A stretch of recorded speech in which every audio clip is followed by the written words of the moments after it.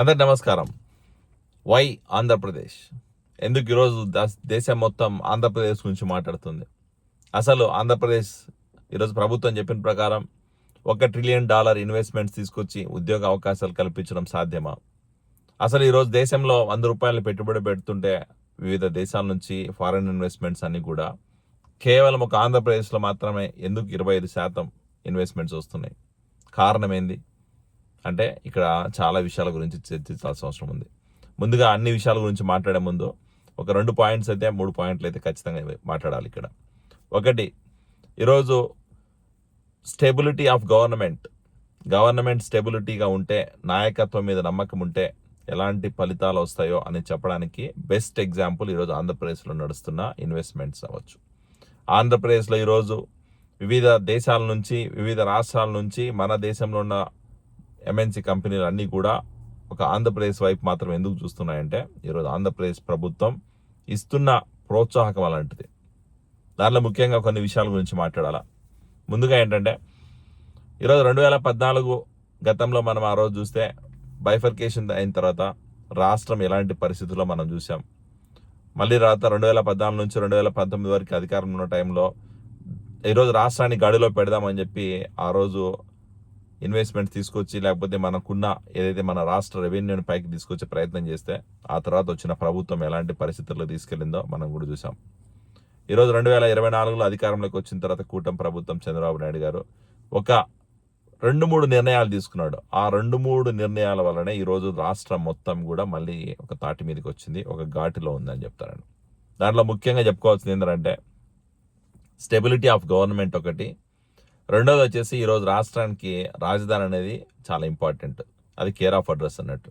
ఈరోజు అమరావతి రాష్ట్ర రాజధాని అని చెప్పి శాసనం ద్వారా ఈరోజు చట్టబద్ధత కల్పించిన తర్వాత ఇన్వెస్టర్స్తో ఒక కాన్ఫిడెన్స్ బిల్డ్ అయింది. మూడో పాయింట్, ఈరోజు గవర్నమెంట్ స్టెబిలిటీ ఎందుకంటున్నా అంటే, నేను ఎన్డీ అలియన్స్ పెట్టుకోవడం వల్ల ఈరోజు తెలుగుదేశం పార్టీ, అలాగే జనసేన, బీజేపీ 3 పార్టీలు ఈరోజు ఎన్డీ అలియన్స్లో ఉండడం వల్ల ఆంధ్రప్రదేశ్లో ప్రభుత్వం స్టేబుల్గా ఉంటుందని చెప్పి పెట్టుబడిదారులకి నమ్మకం, భరోసా కల్పిస్తుంది. దీంతో పాటు కొన్ని విషయాల గురించి మాట్లాడాల. ఈరోజు 2024లో అమరావతి పర్మనెంట్ క్యాపిటల్ని అనౌన్స్ చేసిన తర్వాత నవంబర్ 2024 సిఏ సమిట్ ఏదైతే వైజాగ్లో జరిగిందో, కేవలం వైజాగ్ సమిట్లోనే 604 ఎంఓయూలు చేసుకొని దగ్గర 13.5 అంటే 13,50,000 కోట్ల రూపాయల ఇన్వెస్ట్మెంట్ రాష్ట్రానికి తీసుకొచ్చిన చరిత్ర ఈరోజు కూటమి ప్రభుత్వానికి దక్కుతుంది.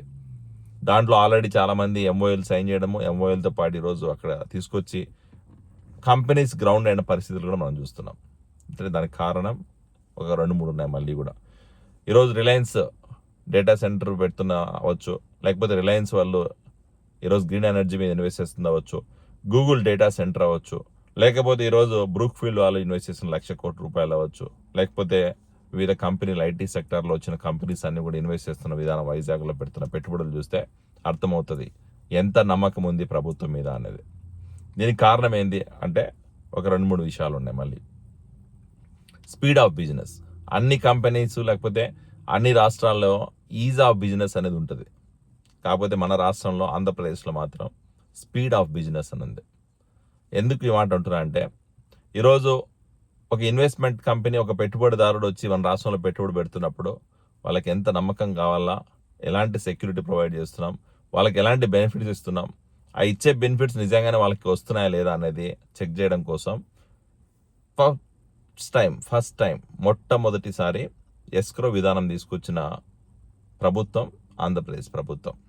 ఈ ఎస్క్రో విధానం ద్వారా ఈరోజు స్పీడ్ ఆఫ్ బిజినెస్ దాన్ని ఎంత ఫాస్ట్గా అంటే అంత ఫాస్ట్గా ఈరోజు ఎంఓఐ సైన్ చేసిన 3-4 మంత్స్లోనే కొన్ని కంపెనీస్ గ్రౌండ్ అవుతున్నాయంటే దానికి కారణం ఈ speed of business and escrow విధానం. దాంతోపాటు ఈరోజు సింగిల్ విండో క్లియరెన్స్ అని చెప్పి పెట్టారు. బ్యూరోక్రాట్స్ అనేది మనందరికీ తెలుసు.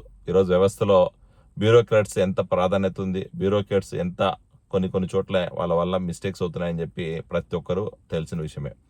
బ్యూరోక్రాట్స్ దగ్గరికి వెళ్ళి, నాయకుడి దగ్గరికి వెళ్ళి ఈ ఇన్వెస్టర్స్, పెట్టుబడిదారులు అడుక్కునే అవసరం లేదు, వాళ్ళ చుట్టూ తిరగని అవసరం లేదని చెప్పి ఈ సింగిల్ విండో క్లియరెన్స్ ప్రాసెస్, అలాగే ఎస్క్రో విధానం, అలాగే ఈరోజు స్పీడ్ ఆఫ్ బిజినెస్, ఇవన్నీ కూడా తీసుకొచ్చి పెట్టుబడిదారులకి ఎంత త్వరితగతిన వీలైతే అంత త్వరితగతిన ఈరోజు ఫైల్స్ మూవ్ చేస్తున్నారు. దాంతోపాటు మనకున్న ఇన్ఫ్రాస్ట్రక్చర్ అవ్వచ్చు, లేకపోతే స్ట్రాటజికల్ లొకేషన్ అవ్వచ్చు. ఇన్ఫ్రాస్ట్రక్చర్ పరంగా మనకు దగ్గర దగ్గర 974 కిలోమీటర్ల కోస్టల్ క్యారిడార్ ఉంది. అది మన రాష్ట్రానికి ఉన్న ఒక బిగ్గెస్ట్ అసెట్. దాంతోపాటు 6-7 పోర్ట్లు ఉన్నాయి. దాంట్లో ముఖ్యంగా వైజాగ్ పోర్ట్ ఒకటి, తర్వాత ఇప్పుడు మళ్ళీ కొన్ని పోర్ట్స్, కొత్త పోర్ట్స్ అనేవి కృష్ణపట్నం అన్నీ ఉన్నాయి. దీంతోపాటు 6 ఎయిర్పోర్ట్లు యాక్సెస్ ఉన్నాయి. ఇవి కాకుండా మనకి రైల్వే జోన్ రీసెంట్గా శాంక్షన్ అయింది. ఆ రైల్వే జోన్ కూడా దాని ద్వారా ఈరోజు కనెక్టివిటీ కూడా పెరుగుతుంది. సో ఈ రకంగా ఏంటంటే ఇన్ఫ్రాస్ట్రక్చర్ పరంగా, స్ట్రాటజికల్ లొకేషన్ పరంగా ఈరోజు ఆంధ్రప్రదేశ్కు ఉన్న కోస్టల్ క్యారిడార్ వల్ల చాలా అడ్వాంటేజ్ ఉన్నాయి. కాబట్టి ఇన్వెస్టర్స్ అందరూ కూడా మన రాష్ట్రానికి వచ్చే పరిస్థితి ఉంది.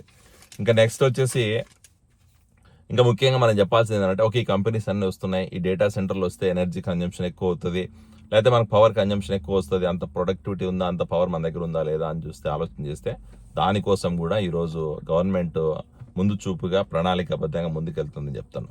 దానిలో భాగంగానే పవర్ బూస్ట్ అండ్ ఇండస్ట్రియల్ క్యారిడార్స్ని తీసుకొచ్చి ఈరోజు గ్రీన్ ఎనర్జీని ఎంకరేజ్ చేస్తూ, గ్రీన్ ఎనర్జీ రిలేటెడ్ ఇప్పుడు విండ్ మిల్స్ అవ్వచ్చు, లేకపోతే థర్మల్ ప్లాంట్స్ అవ్వచ్చు, లేకపోతే ఈరోజు సోలార్ ప్లాంట్స్ అవ్వచ్చు, ఇవన్నీ కూడా తీసుకొచ్చి ఆంధ్రప్రదేశ్ రాష్ట్రంలో ఈ ఎలక్ట్రిసిటీ షార్టేజ్ లేకుండా, సామాన్య ప్రజలకు ఇబ్బంది లేకుండా, రేపు పొద్దున వస్తున్న ఈ ఇన్వెస్ట్మెంట్స్ ఏదైతే గూగుల్ డేటా సెంటర్ అయినా, లేకపోతే రిలయన్స్ వాళ్ళదైనా, లేకపోతే ఇంకోటైనా, వీళ్ళకు కావాల్సినంత ఎలక్ట్రిసిటీ మనం ప్రొవైడ్ చేయగలగాలి అని చెప్పి ఉద్దేశంతో గ్రీన్ ఎనర్జీని ఎంకరేజ్ చేసి, దానిలో భాగంగానే రిలయన్స్ వాళ్ళు అవ్వచ్చు, టాటా పవర్ అవ్వచ్చు, లేకపోతే ఇంకా వేరే కంపెనీస్ అన్ని కూడా తీసుకొచ్చి ఈరోజు వాటిని ఎంకరేజ్ చేస్తున్నారు.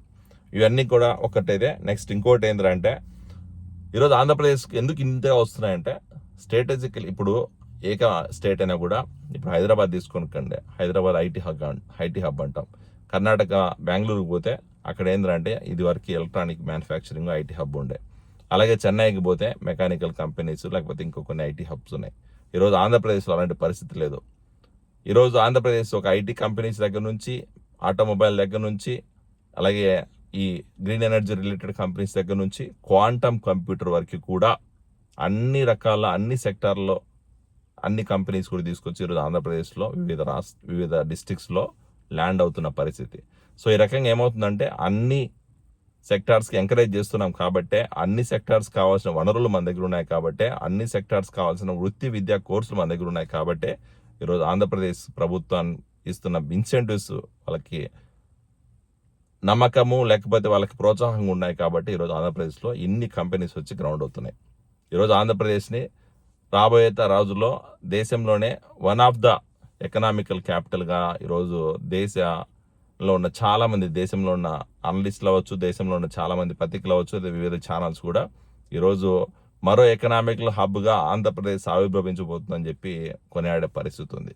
ఇలాంటి పరిస్థితి రావడానికి కారణం కేవలం ఒక విజనరీ లీడర్, ఎక్స్పీరియన్స్ ఉన్న లీడర్ నాయకత్వం, ఒక స్టేబుల్ గవర్నమెంట్ వల్లనే ఈరోజు ఇది సాధ్యమైందని చెప్తాను నేను. ఈరోజు కొన్ని కంపెనీస్ పేర్లు చూస్తేనే మనకు అర్థమైపోతుంది. గూగుల్, మెటా, మిట్టెల్ కంపెనీ, అలాగే ఫాక్స్కామ్, రాయల్ ఎన్ఫీల్డ్, అలాగే హోటల్ రిలేటెడ్ కంపెనీస్, దాంతోపాటు ఇంకా కొన్ని చాలా కంపెనీస్ ఈరోజు గ్రౌండ్ అయిన పరిస్థితులు మనం చూస్తున్నాం.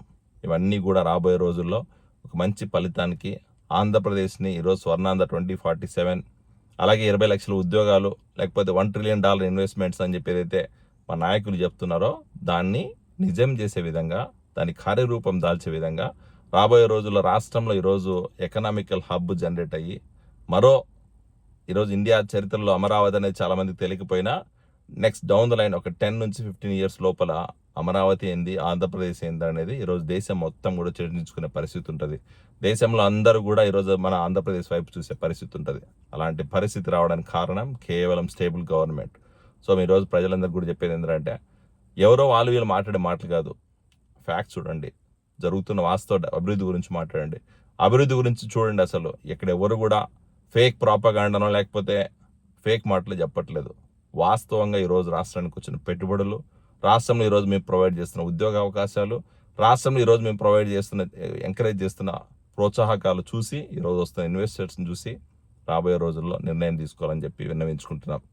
మరొక్కసారి ఈరోజు కూటమి ప్రభుత్వం చేసిన ఈ అభివృద్ధి ప్రణాళికలో అభివృద్ధిలో భాగమైనందుకు మేము హ్యాపీ ఫీల్ అవుతున్నాం. Thank you.